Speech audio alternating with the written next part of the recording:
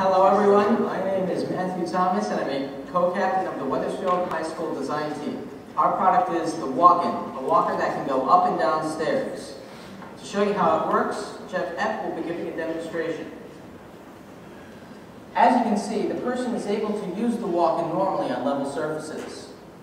But when they get to the stairs, all they have to do is push a button and the legs retract, allowing them to go up the stairs. Once at the top, the user can reverse the process by extending the legs.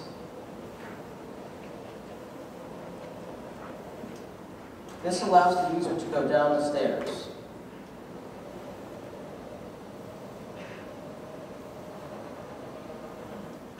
In the process, the user can put as much weight as they want on the Walk-In as the metal actuators remain firm. It's extraordinary. Thank you, Jeff. Now, why did we want to make the Walk-In? People may already have a walker to increase their mobility or a stair lift to go up and down stairs. But there is no product in the middle that can do both of these things. We wanted the Walk-In to be better than a standard walker, better than a more complex and expensive device like a stair lift. And what does it need to do? It needs to be able to go up and down stairs. It needs to have the ability to be used as a standard walker. It needs to give the user peace of mind with full stability. And it needs to be really easy to use. We think that the Walk-In can do all of these things. And the Walk-In will be able to help the more than 2 million people who currently use walkers in the United States.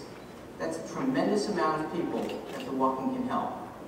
Also, a lot of people can afford the Walk-In as it is very low cost. Now, to help me talk more about the process that went into making the Walk-In a reality are 4 of my teammates. First up is Matt Wilson with research and the design process. Matt?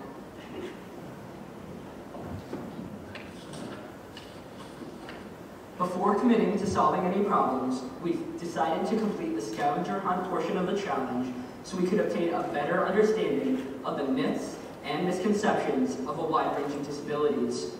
After completing the scavenger hunt, we met with the Wethersfield Advisory Committee for People with Disabilities to clarify any questions we had and ask for suggestions.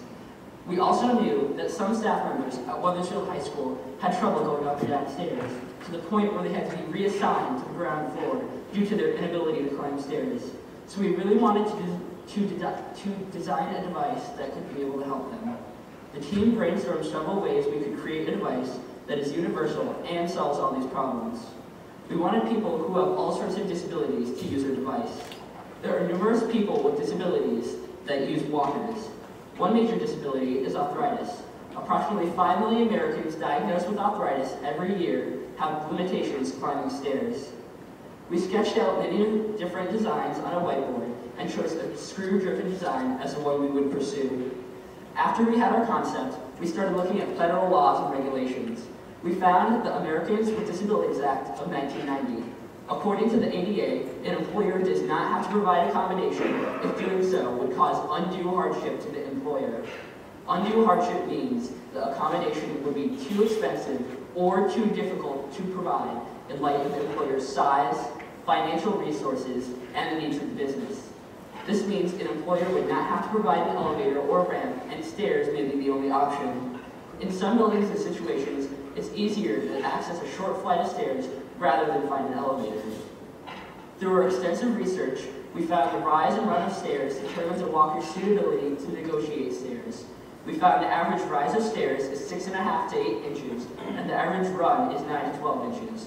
And even further into our research, we did not find anything on the market like our design. Now I'd like to introduce my teammate Griffin Latula, who will talk to you about the construction of the Walk-In. When starting the design process, we knew that multiple designs, prototypes, and testing phases were needed for the Walk-In to reach its full potential. After we decided on a final rough design, we created CAD models to receive more specific measurements and details about constructing our first proof of concept prototype. The design of our first proof of concept prototype was a drive rod, which moved up and down by the drive rod assembly. Next, using our CAD models, we constructed our first proof of concept prototype. These were two linear actuators which attached to the front legs of the walker by using hose clamps. It was a simple design that proved that our design was a feasible solution to the problem.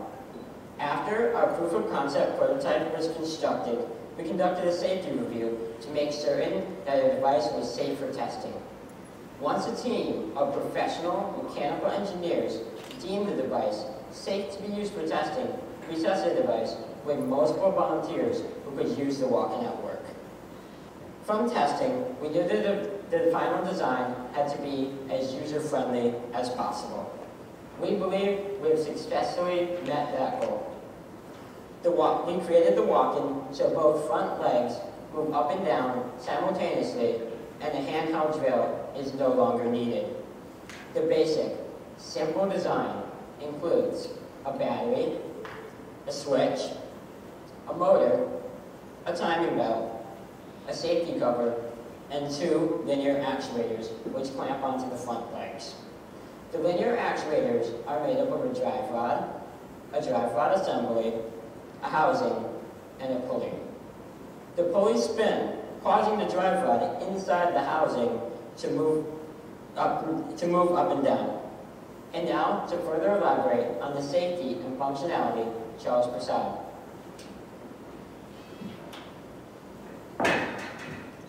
Walk-in is simple, easy to use, and user-friendly. Just push a button and the legs of the walk-in move up or down to meet the goals of your designated step. Here we have a video to show the walk-in in action. That's a momentary switch used in the walk-in. Those are the linear actuators moving the front legs of the walk-in up and down. That's the motor, the pulley, and top and belt. And here's the process in reverse.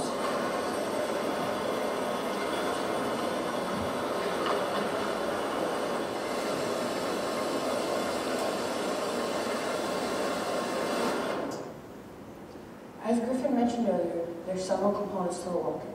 First, you have the battery. The battery is lightweight, rechargeable, and eco-friendly. Next, the switch we used was the momentary switch. The momentary switch was a double pole, double throw momentary switch. This means that the user can reverse the polarity of the wires so the legs either extend or retract. The momentary switch is also used so no incidental motion would occur because the motor only runs while the switch is being held. Next, we have the motor. The motor runs at 1.07 seconds per inch of travel. This is good because this allows the legs of the walk-in to move up and down quickly but not too fast, following the principles of universal design, leaving a room for tolerance of air. Next, we have the timing belt. The timing belt and timing pulley was used, so slipping was almost eliminated, because the teeth of the timing belt fit into the grooves of the timing pulley, decreasing the chance of slipping. The timing belt was also used to keep the legs synchronized. Next, we have the safety cover. The safety cover was used so nothing would interfere with the pulleys and belts, making sure the walk-in functions properly, keeping the user safe. And finally, we have the two linear actuators that move the front legs up and down to your designated stair height. And now we have Jeffrey Ebb to talk about testing and conclusions. We first tested the walk-in among ourselves and found it very easy to use and extremely safe. It was also reviewed by our engineering mentors. Next, we tested the walk-in with members of our high school staff who currently have difficulty going up and down stairs. We asked them to go up and down stairs with the walk-in and asked for their feedback. During our testing, we actually had other members of our staff ask to try the walk-in because they thought they could use it. Safety precautions implemented during our testing included spotters, who were there in case the testers had questions or difficulty using the walk-in. The spotters were thankfully not necessary. We received positive feedback from our walk-in testers. We asked several survey questions such as, would a walker that helps you go up and down stairs help you? To which 80% of those surveyed responded yes. We also asked, do you prefer the walk-in over your current walker? And a remarkable 100% of those surveyed responded yes. One tester, John Sikenti, said, much easier than what I was doing before. I was more or less crawling up the stairs. Now I can walk up them.